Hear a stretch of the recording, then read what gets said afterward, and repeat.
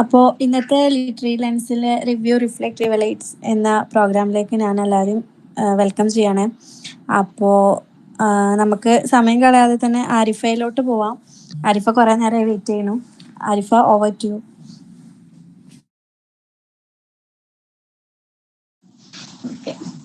Good evening ആൾ.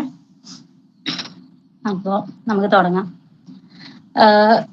ഞാൻ എടുത്തിട്ടുള്ളത് നമുക്ക് എല്ലാവർക്കും ഭയങ്കര പ്രിയപ്പെട്ട, അല്ലെങ്കിൽ നമ്മൾ എല്ലാവരും വായിച്ചിട്ടുള്ള ഒരു നോവൽ തന്നെയാണ് ഫാത്തിമയുടെ ആട്. അപ്പോൾ ഇത് എഴുതിയത് എല്ലാവർക്കും അറിയുണ്ടാവും, വൈക്കം മുഹമ്മദ് ബഷീറാണ്. ബേബൂർ സുൽത്താൻ എന്നറിയപ്പെടുന്ന വൈക്കം മുഹമ്മദ് ബഷീറിന്റെ പ്രശസ്തമായ നോവലാണ് ഫാത്തിമയുടെ ആട്. ആത്മകഥാ സാഹിത്യ വിഭാഗത്തിലുള്ള ഈ കൃതിയിൽ ബഷീർ തന്റെ സ്വന്തം കുടുംബം, വീടിന്റെ അന്തരീക്ഷം, സഹോദരങ്ങളുമായി ഉണ്ടായ അനുഭവങ്ങൾ എന്നിവയെ അത്യന്തം ലളിതമായ ഭാഷയിലാണ് ഹാസ്യം ചേർത്ത് അവതരിപ്പിച്ചിട്ടുള്ളത് ഈ നോവലില്. ഈ ബുക്ക് ആദ്യമായി പ്രസിദ്ധീകരിച്ചത് 1959 പിന്നെ ഈ കഥയുടെ തലക്കെട്ടിൽ വരുന്ന ആട് ഒരു പ്രധാന കഥാപാത്രമായിട്ട് തന്നെ മാറുന്നുണ്ട്. പിന്നെ ഫാത്തിമ വളർത്തുന്ന ആട് കുടുംബജീവിതത്തിൽ ഉണ്ടാകുന്ന വിഷമങ്ങളും അതിനു പുറമെ ഉയർന്നു വരുന്ന മനുഷ്യത്വവും കഥയുടെ ആധാരമാണ്. ഇതിൽ മെയിനായിട്ട് പറയുന്നത് ബഷീർ കുറെ കാലങ്ങൾക്ക് ശേഷം സ്വന്തം വീടായ തലയോലപ്പറമ്പിലുള്ള സ്വന്തം വീട്ടിലേക്ക് മടങ്ങുന്നതും അവിടെ അദ്ദേഹത്തെ കാത്തിരിക്കുന്ന രസകരമായ സംഭവങ്ങളാണ് ഈ കഥയുടെ മെയിനായിട്ട് വരുന്നത്.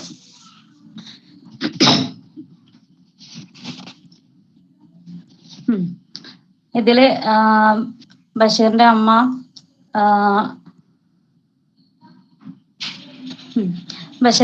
സഹോദരങ്ങള്, സഹോദരിയുടെ ആട് എന്നിവയെ പറ്റിയുള്ള ബാല്യസ്മരണകളും കുടുംബത്തിലുണ്ടാവുന്ന ആശയക്കുഴപ്പങ്ങളും തർക്കങ്ങളും അതിനുശേഷം പുനഃസമാധാനങ്ങളും എല്ലാം ഒരേ സമയം വാസ്തവവും ഹാസ്യപരവുമായി ഒരു രചന ആയിട്ടാണ് ഇതിൽ വന്നിട്ടുള്ളത്. ഈ കഥ പറയുന്നത് ബഷീറിന്റെ കാഴ്ചപ്പാടിലാണ്. കൂടാതെ എന്താ പറയാ, സമാധാനവും സ്വാതന്ത്ര്യവും ആഗ്രഹിക്കുന്ന ഒരു വ്യക്തിത്വമാണ് അദ്ദേഹത്തിൻ്റെത്. പിന്നെ ഒരു വളരെ ഉറച്ച അഭിപ്രായങ്ങളുള്ള, തൻ്റെതായിട്ടുള്ള വാക്കും നിലപാടുമുള്ള മറ്റൊരു പ്രധാന കഥാപാത്രമാണ് ഇതിലുള്ള ബഷീറിന്റെ സഹോദരി പാത്തുമ്മ. പിന്നെ ആടിനെ വളർത്തുന്നതിൽ ഭയങ്കര ഒരു ഇഷ്ടമുള്ളൊരു കഥാപാത്രമാണത്. പിന്നെ ഈ കഥയിലെ ആടും പ്രധാന കഥാപാത്രങ്ങളിൽ ഒന്ന് തന്നെയാണ്. ഈ ആടും കാരണം വീട്ടിലുള്ളവർക്ക് അസ്വസ്ഥത ഉണ്ടാക്കുന്നുണ്ടെങ്കിലും പാത്തുമ്മക്ക് അതിനെ ഭയങ്കര സ്നേഹമാണ്. അതുപോലെ തന്നെ ഈ കഥയില് ഉള്ള മറ്റ് സഹോദരന്മാരും അമ്മയൊക്കെ തങ്ങളുടേതായിട്ടുള്ള വ്യത്യസ്ത സ്വഭാവവും കഥയിലുടനീളം നിറഞ്ഞു നിൽക്കുന്ന കഥാപാത്രങ്ങളാണ്. പിന്നെ ബഷീറിന്റെ പിതാവ് അനുഷ്ഠാനശീലിയും കഠിന സ്വഭാവക്കാരനുമായിട്ടാണ് ഈ കഥയിലുടനീളം ഉള്ളത്. പിന്നെ ഈ കഥയില് വരുന്നത് മെയിനായിട്ട് ഈ ആട് കാരണം കുടുംബത്തിൽ ഉണ്ടാകുന്ന പ്രശ്നങ്ങളും പിന്നീട് ആടിനെല്ലാവരും ആ വീട്ടിലെ ഒരു അംഗത്തെ പോലെ കാണുന്നതൊക്കെയാണ്. അപ്പം ഈ കഥയിൽ ആത്മഹാസ്യത്തിലൂടെ കുടുംബജീവിതത്തിന്റെ വാസ്തവവും സമാന സംഭവങ്ങളുമാണ് ഇതിൽ പ്രകടമാക്കുന്നത്. എനിക്ക് ഏറ്റവും ഇഷ്ടപ്പെട്ടത് ഈ കഥയിലെ ഹാസ്യം തന്നെയാണ്. അതില് ഒരു ആടിന്റെ പേരിൽ ഒരു വീട്ടില് എത്ര പ്രശ്നങ്ങൾ ഉണ്ടാകാം എന്നതിന്റെ ഒരു സൂക്ഷ്മ നിരീക്ഷണമാണ് ഈ കഥ. അതേസമയം കുറച്ച് സ്ഥലങ്ങളിൽ ആടിന്റെ ശല്യം കുടുംബത്തിലെ ചില അംഗങ്ങളിലെ അശാന്തിയൊക്കെ കുറച്ച് അരോചകമായിട്ട് തോന്നി. എന്നാൽ അത് ഈ കഥയുടെ മെയിൻ ആയിട്ടുള്ള ഒരു കാര്യമാണ്. പിന്നെ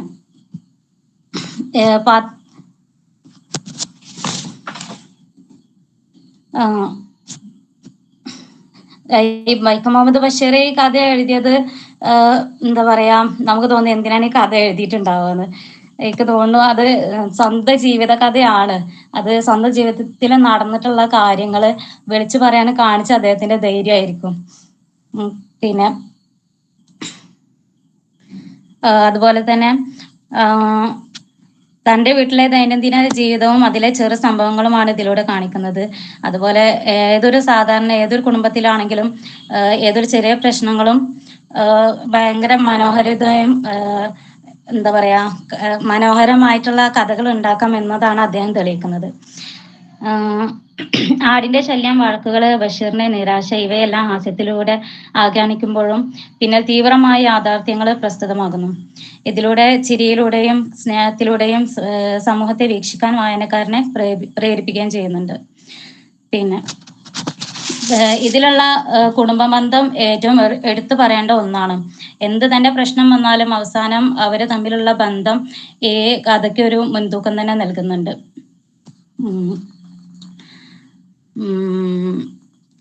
പ്രധാനമായിട്ട് ഈ കഥയിൽ ഉള്ളത് ബഷീറിന്റെ വീടും ആ ഒരു ആ ഒരു പരിസരമൊക്കെ തന്നെയാണ് ഈ കഥയിൽ ഉടനീളമുള്ള ആ ഒരു ചുറ്റുപാടെന്ന് പറയുന്നത്.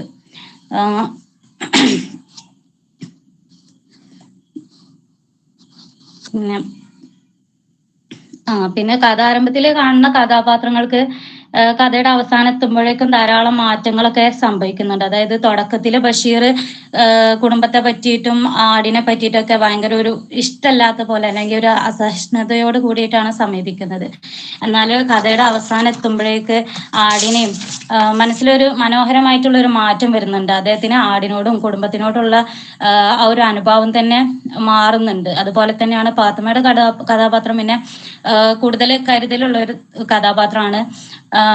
അവളെ കുറിച്ചിട്ടുള്ള ആ ഒരു സ്നേഹബന്ധം എപ്പോഴും ബഷീർ പുലർത്തുന്നുണ്ട്. ആട് ഒരു മൃഗമായിട്ടാണ് ആദ്യം കഥയിൽ വരുന്നതെങ്കിലും പിന്നീട് അത് ഒരു എന്താ പറയാ ഒരു കഥാപാത്രമായിട്ട് തന്നെ മാറണം. ആ ഒരു കുടുംബമായിട്ട് അത്ര അറ്റാച്ച്മെന്റ് ഉള്ള ആ ഒരു ബന്ധം സ്ഥാപിക്കുന്ന ഒരു കഥാപാത്രമായിട്ടാണ് മാറുന്നത്. അതുപോലെ തന്നെ നമുക്ക് വായിക്കുമ്പോൾ തന്നെ ആടിനോട് ആദ്യമൊക്കെ ഒരു വെറുപ്പ് തോന്നെങ്കിൽ പിന്നീട് ആ ഒരു എന്താണ് ആടിനോട് ഒരു ഇഷ്ടമാണ് വരുന്നത്. അതുപോലെ തന്നെ ഇതുവഴി ആട് ഒരു ചിന്തിപ്പിക്കുന്ന അല്ലെങ്കിൽ ബന്ധിപ്പിക്കുന്ന ചിരിപ്പിക്കുന്ന ഒരു സവിശേഷ പ്രതീകമായിട്ടാണ് മാറുന്നത്. കഥ അങ്ങനെ പുരോഗമിക്കുന്തോറും ആടിന്റെ ആ ഒരു നമുക്ക് ആടിനോടുള്ള മനോഭാവത്തിലും ഒരു വലിയൊരു മാറ്റം തന്നെ വരുന്നുണ്ട്. അതുപോലെ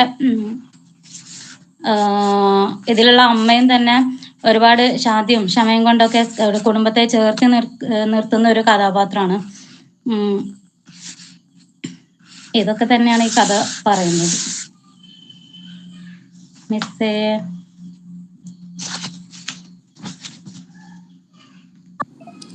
thank you Arifa, thanks a lot. അപ്പോൾ ആരിഫാനെ കുറിച്ച് പറയാനാണെങ്കിൽ റവിത മിസ് ഈ കാര്യം വന്ന് പറഞ്ഞപ്പോൾ എല്ലാവരും ഒന്ന് ബാക്കിലോട്ട് നിന്ന് വേണോ ചെയ്യണോ എന്നൊക്കെ വിചാരിച്ചിട്ട്, പക്ഷെ ആരിഫ ഞങ്ങൾക്ക് എല്ലാവർക്കും മോട്ടിവേഷനായിട്ട് ഞാൻ ചെയ്തോളാം എന്നുള്ള രീതിയിൽ പറഞ്ഞു. ഞാനൊക്കെ അതിൽ പെട്ട ആളാണ്, ബാക്കിലോട്ട് നിന്ന ആളാണ്. അപ്പോൾ ആരിഫാക്ക് നമ്മൾക്ക് അതിൽ ആ ഒരു കാര്യത്തിൽ ആരിഫ നമുക്ക് ഇൻസ്പിറേഷൻ ആണ്. കാരണം ഫസ്റ്റ് ഡേ മുതൽ തന്നെ എല്ലാ കാര്യത്തിലും ആരിഫ് ഭയങ്കര ആക്റ്റീവായിട്ട് എല്ലാത്തിലും ഉണ്ട്. അപ്പോൾ താങ്ക് യു ആരിഫ. അപ്പോൾ നമുക്ക് ആരിഫാൻ്റെ ഈ ഒരു സെക്ഷന് വേണ്ടിയിട്ട് ഫീഡ്ബാക്ക് വരാൻ വേണ്ടിയിട്ട് ഞാൻ ഹദിയനെ ഇൻവൈറ്റ് ചെയ്യാണ്. ഹദിയ.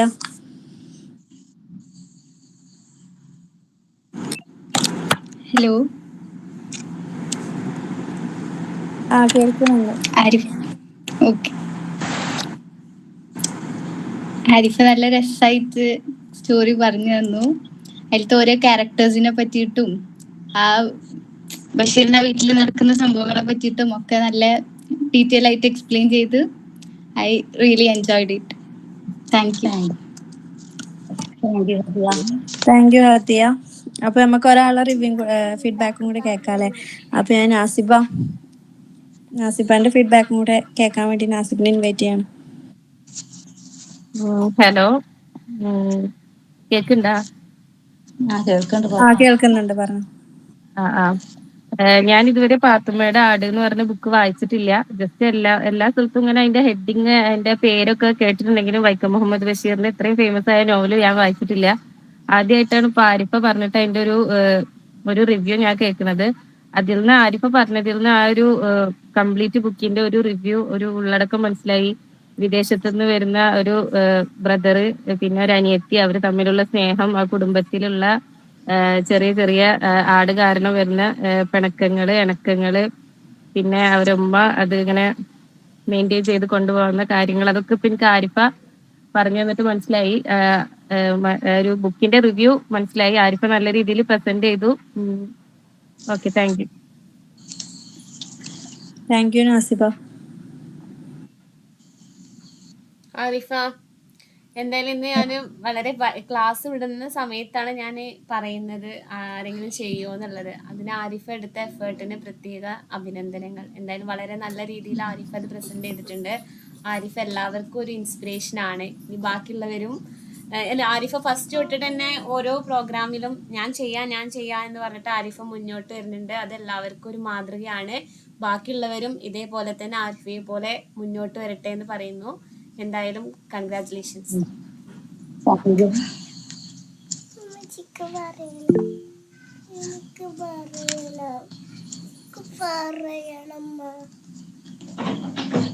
ആരിഫക്ക് വേണ്ടി ഇവിടെ ഒരാൾക്ക് പറയണം. അത്രേ പറയും. താങ്ക് യു മോളെ.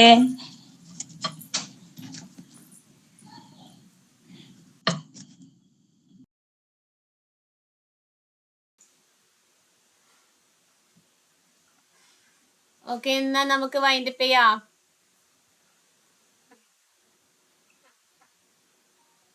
നസ്രീൻ വൈൻഡപ്പ് ചെയ്തോ.